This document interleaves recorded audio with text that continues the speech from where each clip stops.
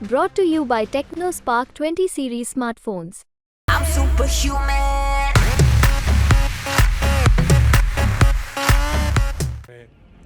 लोगों ने महसूस किया कि मुझे पटना से जो हैट्रिक होते होते पटना से हैट्रिक नहीं होने दिया, उसका जिसको जो खेल हुआ, तमाशा हुआ, उनके बारे में इतना अपमान करना, अपमानजनक भाषा का प्रयोग करना, दीदी और दीदी जैसा एक्सप्रेशन देना, तो ये सब बातें भी बहुत काम आई यहाँ पे। मैंने पाई पाई खर्च किया है कंस्ट्रक्टिवली, क्रिएटिव काम में, सोशल और पॉलिटिकल काम से ज़्यादा सोशल काम को देखते हुए मुझे दिखाई पड़ रहा है कि बंगाल के बाद अगर कहीं कोई स्वीप का मामला दिखाई पड़ रहा है अपोजिशन के लिए, तो बिहार दिखाई पड़ रहा है फ़िलहाल। और बिहार मेरी कमज़ोरी है अवश्य, लेकिन बिहार मेरी शक्ति भी है। आप जो सुन रहे हैं कुछ हद तक मैं भी सुन रहा हूँ, वेट एंड वॉच। पर्दा फिल्मी हो या राजनीति का मैदान, विरोधी इनके आगे हमेशा खामोश होते हैं। शत्रुघ्न सिन्हा साहब हमारे साथ मौजूद है। आसनसोल से टीएमसी के उम्मीदवार हैं और चर्चा बहुत ज़्यादा है क्योंकि टीएमसी की वो सीट उन्होंने दिलवाई जिसको टीएमसी के लिए जीतना सपने जैसा था, लेकिन आसनसोल आते हैं शत्रुघ्न साहब और जीत दिला देते हैं। क्या जादू लेकर आए थे आप अपने साथ? अपनी, आप कह सकते हैं कि एक मेरी सच्चाई, पारदर्शिता, मेरा बैकग्राउंड, मेरे प्रति लोगों का विशेष प्रेम, और ये आज तक कोई आरोप मुक्त, यानी कोई आरोप नहीं ज़िंदगी में, पॉलिटिकल कैरियर में, सोशल कैरियर में। और साथ साथ लोगों को लगा कि इनके साथ ज़्यादती हुई थी। तीसरे चुनाव में लोगों ने महसूस किया कि मुझे पटना से जो हैट्रिक होते होते पटना से हैट्रिक नहीं होने दिया, उसका जिसको जो खेल हुआ, तमाशा हुआ, अब मैं उस पर ज़्यादा कुछ नहीं कहना है, लेकिन आसनसोल की जनता ने उस कमी को, उस खामी को दूर किया, पूरा किया, इतना भरपूर आशीर्वाद दिया। ममता जी का नेतृत्व था, ममता जी का व्यक्तित्व का जादू सब पे बहुत बोल रहा था सर चढ़ के। और साथ ही साथ हमारे माननीय प्रधानमंत्री जी, उन्होंने पिछली बार, इस बार भी किया है, लेकिन पिछली बार तो इतना ज़्यादा अपमान कर दिया था दीदी का, ममता जी का, तो वो भी एक लोगों में शिकायत थी, लोगों की शिकायत थी, लोगों में एक आक्रोश था कि पूरे देश में एक ही महिला मुख्यमंत्री हैं। एक तरफ तो सब लोग बात करते हैं 50% रिजर्वेशन की, महिला एम्पावरमेंट की, वहाँ दूसरी तरफ एक ही महिला मुख्यमंत्री हैं जो आज देश की सबसे इम्पॉर्टेंट हैं, प्रोमिनेंट हैं, पावरफुल हैं और पॉपुलर हैं, ट्राइड टेस्टेड सक्सेसफुल हैं। उनके बारे में इतना अपमान करना, अपमानजनक भाषा का प्रयोग करना, दीदी और दीदी जैसा एक्सप्रेशन देना, तो ये सब बातें भी बहुत काम आई यहाँ पे पॉलिटिकली। और लोगों ने ऐसा आशीर्वाद दिया कि भूतों न भविष्योत, इतनी बड़ी जीत दी। वो दरअसल जीत हमारे आसनसोल की जनता जनार्दन के साथ साथ ममता बनर्जी का जो पूर्ण विश्वास हमारे ऊपर था, उसकी जीत थी। अच्छा सर, इस बार कैसी तैयारी चल रही है? क्या देख समझ पा रहे हैं आप इस बार पब्लिक के बीच में? मैं तो पब्लिक के बीच में था, तो लोगों का के बीच में एक जो कॉमन राय वो ये है कि शत्रुघ्न सिन्हा का अप्रोच सीधे ममता दीदी से है, तो ये हमारे लिए फेवरेबल है। यहाँ जो पब्लिक कह रही है कि ये तो सीधे हमारे लिए बात कर लेंगे। हाँ नहीं, वो उनका प्यार है, उनका उत्साह है, अच्छा लगता है मुझको, लेकिन साथ ही साथ अपनी छवि भी है जी। जो उन्होंने देखा कि जितना काम किया है आने के बाद, शायद बहुत कम लोग होंगे इतना काम करने को। कई लोग तो एमपी फंड में जो उसका दुरुपयोग कर जाते हैं, इस्तेमाल नहीं करते हैं।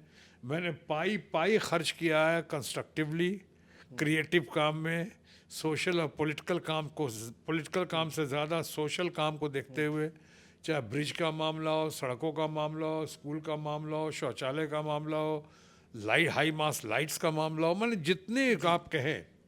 और जो मुझे मेरे पास फंड पड़े थे पिछले एमपी के भी कुछ 2-2.5 करोड़ से ज़्यादा शायद, उसका भी सही इस्तेमाल किया। लोग बहुत खुश हैं। और मैंने जैसे शुरू में ही कहा था मैंने कि मैं सच्चाई के साथ साथ पारदर्शिता का विशेष ध्यान रखता हूँ। मेरा अपना मानना है कि न्याय या सच का होना ही ज़रूरी नहीं है, सच का होता हुआ दिखना, न्याय का होता हुआ दिखना भी उतना ही ज़रूरी है।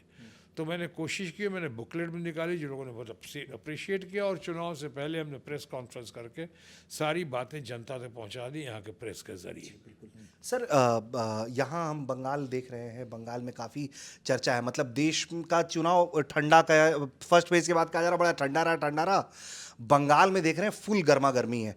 तो ऐसा इसलिए हो पा रहा है क्योंकि ममता बनर्जी फुल फ्लेजेड अपने पावर में लड़ रही हैं कि 42 की 42 सीटें वो ब्लॉक करना चाह रही हैं इस बार। कितना ममता दीदी को भी बतौर पीएम फेस, बतौर पोटेंशियल आप देखते हैं? मैं पीएम फेस कौन होगा इसका तो मैं फैसला नहीं कर सकता हूँ, वो तो इंडिया ब्लॉक के लोग करेंगे, अपोजिशन यूनाइटेड के लोग करेंगे। लेकिन इतना ज़रूर कह सकता हूँ काबिलियत तो है इनके अंदर।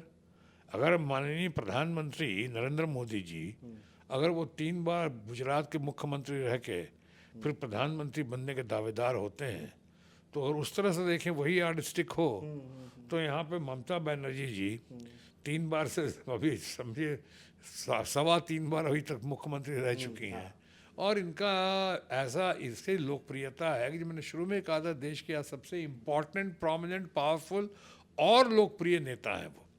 अब ऐसे ममता जी वो गेम चेंजर तो साबित हो ही रही हैं, गेम चेंजर अवश्य साबित होंगी।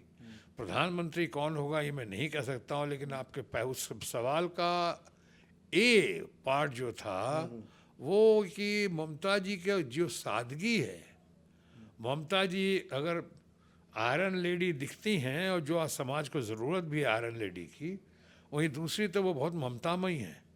उन्होंने जो जो काम किया है और जो जो अनाउंसमेंट्स किए हैं वो सिर्फ जुमलेबाजी नहीं हुई है। वो चाहे स्वास्थ्य साथी का मामला हो, आप आयुष्मान भारत से पहले स्वास्थ्य साथी यहाँ आ चुका, यहाँ पे कोई किसी जो बंगाल में है, चाहे किसी मज़हब का हो, किसी ज़ात का हो, किसी जाति का हो, किसी प्रांत का हो, उसको कोई सर्टिफिकेट, कोई जुगाड़ लगाने की ज़रूरत नहीं, जैसे दिल्ली में होता है, बहुत जगह होता है, आयुष्मान भारत में भी होता है।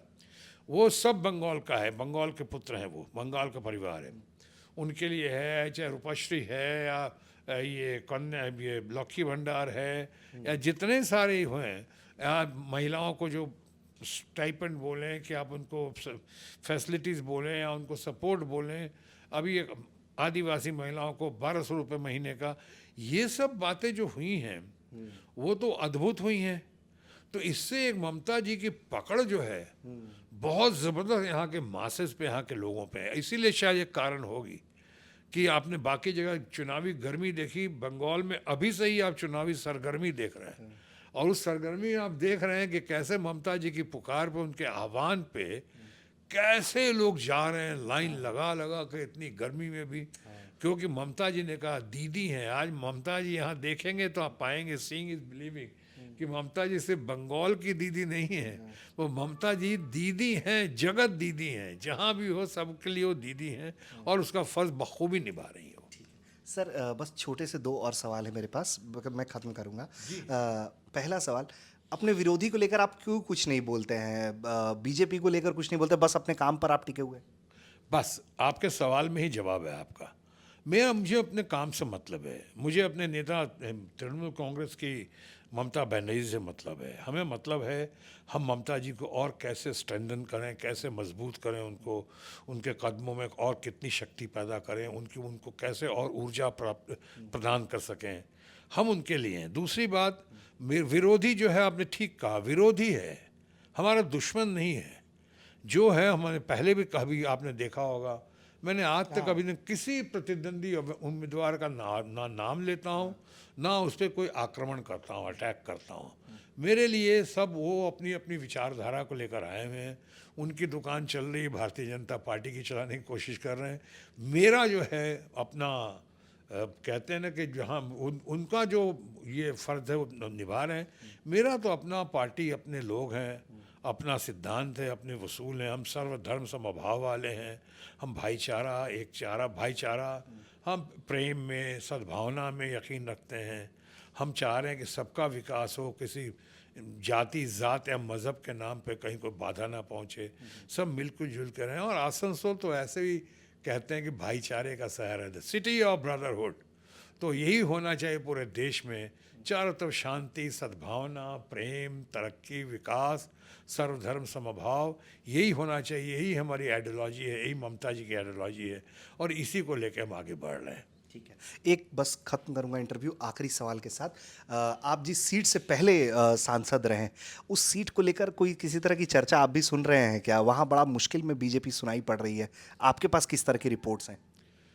नहीं, रिपोर्ट तो आपने सुना है, वो हमने भी सुना है। वहाँ पे बहुत, और ख़ासकर उलट पुलट की सरकार के साथ हमारे भारतीय जनता पार्टी के दोस्तों ने जिस तरह सरकार गठित कर लिया, वहाँ तो वाकई विरोधी नहीं थे, वहाँ दुश्मनों के साथ हाथ मिला लिया, ऐसा लोगों को मानना है। और उसके बाद जिस तरह आप चल रहे हैं, तो बिहार की हालत तो अभी पॉलिटिकली यही दिखाई पड़ रही है। इस सरकार में शामिल होने के बाद, या इस सरकार को अपने साथ शामिल करने के बाद, उलट पुलट की सरकार को, कि हम तो डूबे हैं सनम, तुझे भी ले डूबेंगे, वहाँ तो ऐसा दिख रहा है। इसलिए मेरी एक कामना, शुभकामना, मनोकामना और प्रार्थना है कि इसका खामियाजा हमें, हमारे अपने बिहार की जनता को न भुगतना पड़े। मुझे दिखाई पड़ रहा है कि बंगाल के बाद अगर कहीं कोई स्वीप का मामला दिखाई पड़ रहा है अपोजिशन के लिए, तो बिहार दिखाई पड़ रहा है फिलहाल। और बिहार मेरी कमज़ोरी है अवश्य, लेकिन बिहार मेरी शक्ति भी है। आप जो सुन रहे हैं, कुछ हद तक मैं भी सुन रहा हूँ।